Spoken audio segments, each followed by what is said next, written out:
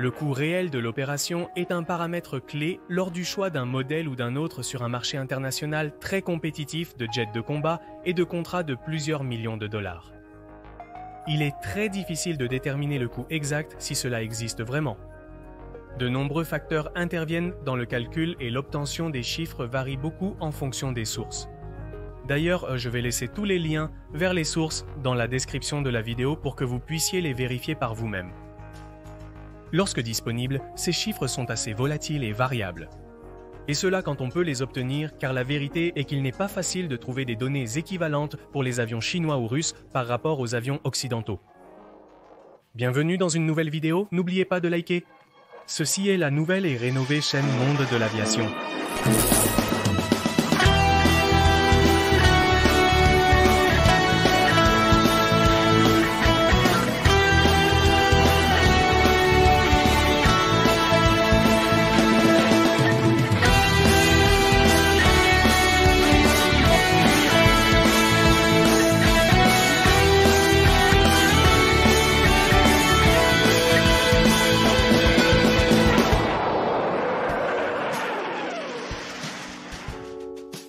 Pour nous donner une idée de ce que signifie le coût par heure de vol d'un avion de combat, il faut tenir compte du fait que le coût du carburant consommé est généralement compris entre 15 et 25% du total, en fonction du nombre de moteurs, du prix du pétrole au moment où celui-ci est déjà une donnée extrêmement variable. Un F-15 par exemple peut brûler entre 4 ou 5 tonnes de carburant pour réacteur JP-8 par heure. Il faut également prendre en compte les coûts d'entretien programmés des différents composants de l'appareil, qui représentent plus ou moins entre 60 et 70% du total. Les coûts peuvent varier avec le temps. La Force aérienne des États-Unis, ou United States Air Force, prétend qu'elle réduit les coûts du F-35 de l'incroyable 67 550 $ par heure de vol en 2014 à 42 169 en 2015 et enfin, la donnée la plus récente que nous avons, 28 455 $ pour l'année 2018. Et cela grâce à des améliorations dans l'entretien et qu'il y a plus d'unités en vol. Selon les données du département de la Défense des États-Unis, il nous dit également que le F-22 a un coût opérationnel par heure de 33 538 $ pour cette année 2018. Ce sont des chiffres officiels qu'il déclare. Il reste à croire cela ou non.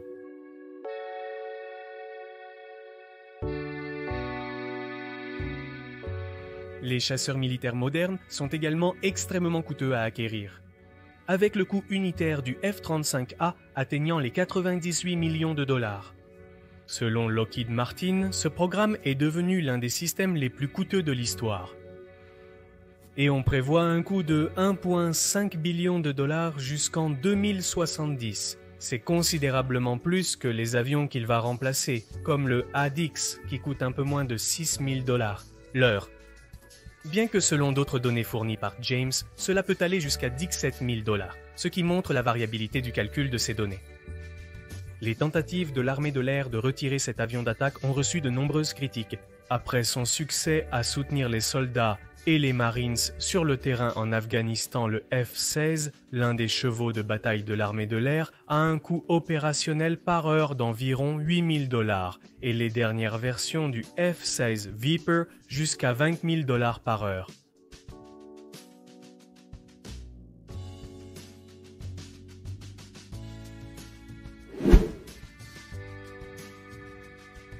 Dans toute la marine et l'infanterie de marine, le coût de maintenance des aéronefs est également relativement bas par rapport aux nouveaux avions de 5e génération qui entrent en service.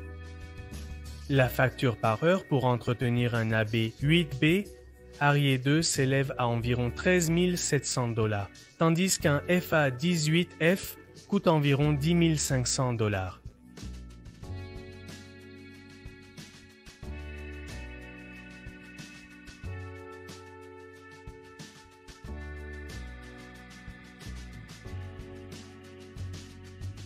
Une grande différence, n'est-ce pas?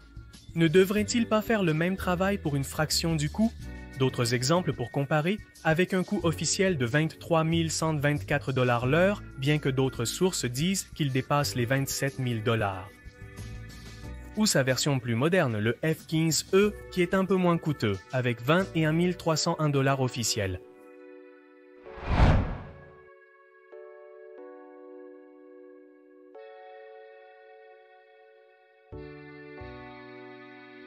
Parmi les appareils de combat les plus chers à acquérir, plus de 2 milliards de dollars par exemplaire, y compris le développement et l'opération, et à maintenir en vol, entre 120 000 et 150 000 $ par heure, il y a le B-2 Spirit, dont il n'existe que 20 exemplaires, et qui nécessite une infrastructure spéciale pour maintenir son revêtement furtif sophistiqué anti-radar.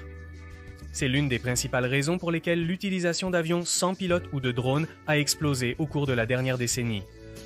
Les coûts d'exploitation de ce type d'appareil sont radicalement inférieurs à ceux de leurs homologues pilotés.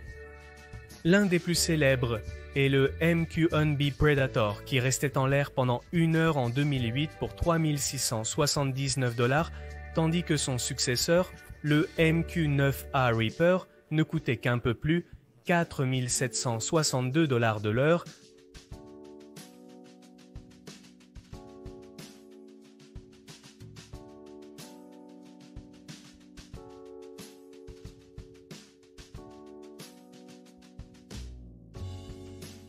Le drone de reconnaissance à longue portée RQ-4B Global Hawk coûtait beaucoup plus cher, environ 49 429 $ de l'heure, même plus que les appareils qu'il a remplacés comme le U-2 Dragon Lady qui coûtait alors 30 800 $ de l'heure mais avec une persistance beaucoup plus grande sur la cible et sans la possibilité d'avoir de nouveaux incidents comme ceux qui se sont produits avec le U-2, c'est-à-dire politiquement moins cher.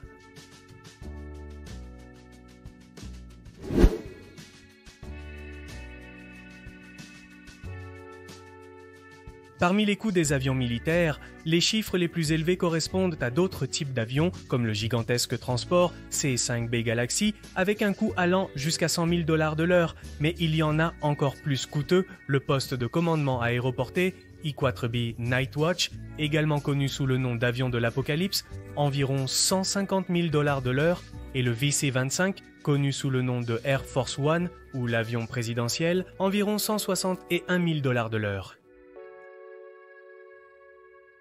Mais pourquoi ces dérivés militaires du Boeing 747 sont-ils si coûteux? Il faut prendre en compte ici qu'ils utilisent des systèmes de défense spéciaux car ils ont des matériaux qui peuvent protéger ces avions contre les impulsions électromagnétiques, qui sont produites comme effet secondaire lors d'une explosion nucléaire. Également des systèmes complexes d'autodéfense, mais pas seulement cela, les coûts par heure incluent également le salaire des membres d'équipage. Rappelez-vous qu'avec l'Air Force One, l'avion présidentiel, c'est pratiquement une maison blanche avec des ailes. Tous les pays ne peuvent pas se permettre de faire voler ces appareils, même lorsqu'ils ont pu les payer. Un exemple est l'Autriche, qui a laissé 15 Eurofighter pratiquement à l'arrêt faute de budget pour couvrir leurs coûts opérationnels, environ 15 000 € par heure de vol, qui selon d'autres sources atteint jusqu'à 18 000 €. Le ministre de la Défense autrichien a estimé à 2 milliards d'euros l'économie que représentera pour le pays l'arrêt de l'utilisation de cet avion européen. Et ce n'est même pas le seul cas. En 2014, l'Afrique du Sud a envisagé de stocker la moitié de sa flotte de Saab Gripen récemment acquise, en raison de l'impossibilité de couvrir ses coûts, qui dans ce cas de fabrication suédoise atteignent à peine 5 000 € par heure, bien que selon les Sud-Africains, cela soit presque le double en raison de divers facteurs. Finalement, le pays africain a décidé de faire tourner les appareils entre les quelques pilotes disponibles et pour cette raison, les cellules accumulent à peine une centaine d'heures par an.